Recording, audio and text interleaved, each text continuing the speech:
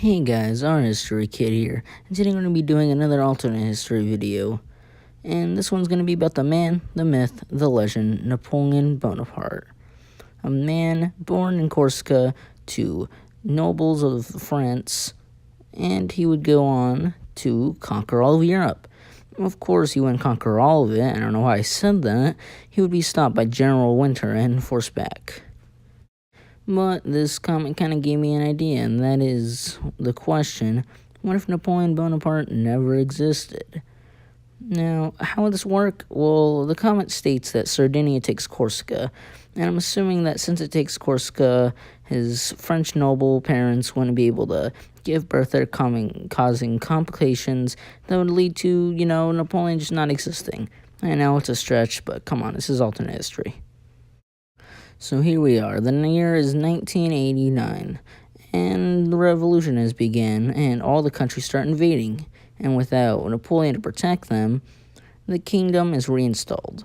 But of course, this angers literally everybody, and this would cause a civil war between the nobles and the peasants, which would become really bloody and pour out into other parts of Europe, to which the great powers would decide, hey, let's just cut this crap because it's kind of annoying.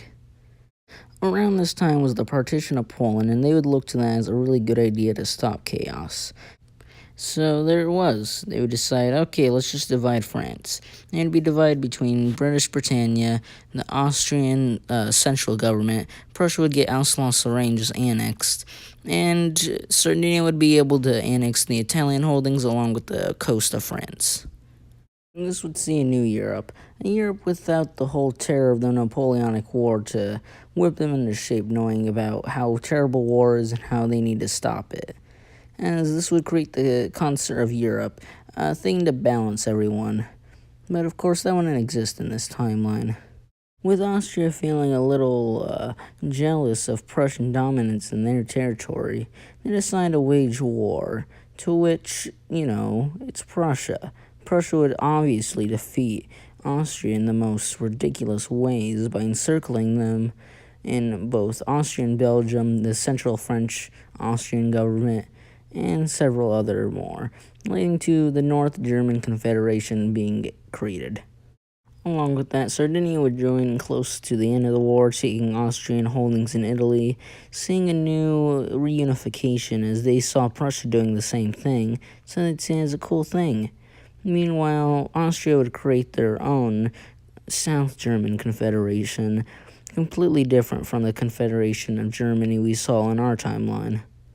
This whole war would also see the end of the whole Habsburg system, where the HRE would own all Habsburg's territory. Instead, Austria would annex Hungary, making the Austro-Hungarian Empire. And then there's Prussia. Prussia would be super powerful economically and militarily. This would see, some people wanting to tear that down, such as Britain, which was seeing Prussia's military force getting really close to their border. Around this time, the whole Crimean War thing would break out, except France wouldn't be helping since, they don't exist. And instead, Prussia would join the war, seeing it in their better interest to ally up with Russia and fight the whole Britain thing, since it would see greater unification of Germany. I suppose you could make the argument that since the German nationalism wouldn't flare up due to the French invading and taking over, I guess you can make the argument that this wouldn't really be a thing, but I am assuming that Germans seeing the complete destruction and partition of France would make Prussia and Austria want to up the whole nationalism thing. So, just putting that out there. Anyways, back to the war. Prussia would begin a big offensive into the British Hanover, and then soon start moving to the Britannia, which would cause panic in Russia, as the Turks would begin losing men, as Paris would be encircled by nationalist French and Prussians. After it would be sieged and then surrendered to the Prussians, that would call for peace, especially since the Turks are literally being driven off the beaches of Crimea. So, peace would be achieved. Prussia would take Hanover along with Paris and surrounding cities, while Russia would finally get the claim of protector of all Christians in the Ottoman Empire, while also taking a giant bite out of the Turkish Caucasus region. Meanwhile, in America would be a lot smaller than it was in our timeline, never getting the Louisiana Purchase and all, and the Spanish Empire would begin to see a lot of problems such as rebel uprisings. The US would decide, hey, let's go make fun of Spain and put some troops on the border, causing Spain to attack, and America would declare war. They'd begin invading and supporting the rebels, and the rebels would become, forces to the Americans, basically. And they'd slowly begin to work their way up the continent, taking several major forts and all. Of course, this would lead to the complete surrender of the Spanish Empire in America. And this would make a whole entire new map of North America, with America never getting the Oregon Territory since it never had the chance to actually have claim to that territory.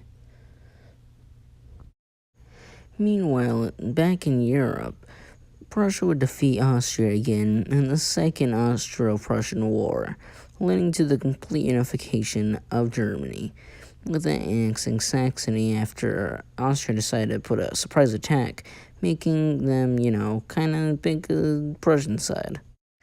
After German unification, Italy would think, man, where's my unification? So nationalism would begin to rise, which would spell a really bad day for the Papal States, as the only protector of them in our timeline was completely partitioned.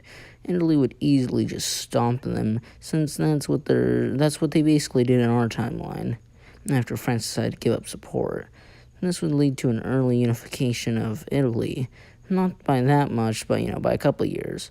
Meanwhile, the Balkan Wars would set off, with Turks being beat and then the Bulgarians being beat, and entirely new Africa would be made, not based off a whole scramble for Africa where they, make a treaty and define the borders with straight lines. Instead, it's whatever you can grab is yours. Asia wouldn't really look that different. It would kind of be the same, except for Germany would nab Indochina in this timeline. Meanwhile, with no concern of Europe to blow down tensions, things would just keep rising rapidly, until 1908, Archduke Franz Ferdinand would go to visit Venice to see, how the Italians were doing, but then he gets shot in the head, causing a war between Austria and Italy. Of course, both of them would calm their allies, being this whole conflict way bigger than it ever had to be. And Germany would quickly start marching through Britannia, cutting off several parts, as Russia began to invade Galatia. Romania would then surrender along with Serbia, as they were both crushed. Meanwhile, Greece would be pulled in the war by Britain, since that's kind of how it happened in our timeline. This would create a whole Italian invasion through the south, as they captured several ports in Libya. But this wouldn't be great, as the Allies would begin to see more defeats in Britannia and even Austria. And eventually, Romania would rejoin the war after, pushing back enough land. Meanwhile, Africa would dissolve into a stalemate, as both sides would be desperately trying to keep their holdings, and Britain would be wasting most of their men in this territory, as Germany was too big to beat and had way too much materials than it did in our time, while Britain could supply it for days with their empire. Japan would begin to try and nab Indochina, but see little success and be completely crushed. Britain would then lose the Brittany campaign, as also Italy would begin to push back at the beaches. Austria would surrender, feeling the force of several nations completely crushing it. Serbia would re-enter the war, pushing into Bulgaria, which would cause the Bulgarians and Greeks and the Ottoman Empire to all surrender at fear of their entire life kind of just falling apart. This would make Britain surrender finally, as they no longer had any more allies. The war would end, and peace could finally be achieved. The UK would have to give up its entire empire except for India, having to give it over to the Central Powers, I'm assuming, in this timeline. We'll just call them that. And Russia would decide to make, even more grabs in the Caucasus region while making a puppet Armenian state. And the Ottoman Empire would be divided between Italy, Germany, and, Russia, like I just said. Russia would also create Slovakia, since the Slovak Legion would, want that. Romania, Italy, and Serbia would all divide up the Austrian-Hungarian Empire, and Bulgaria would get Constantinople just to completely weaken the Turks a little more. Meanwhile, Greece wouldn't really get that much of a punishment other than, having to pay reparations and all that. The Russian Empire would never see the rise of communism in our timeline, as they saw nothing but continuous victories instead of continuous defeats. So this would make the Tsar pretty popular, and this would make peace in our time.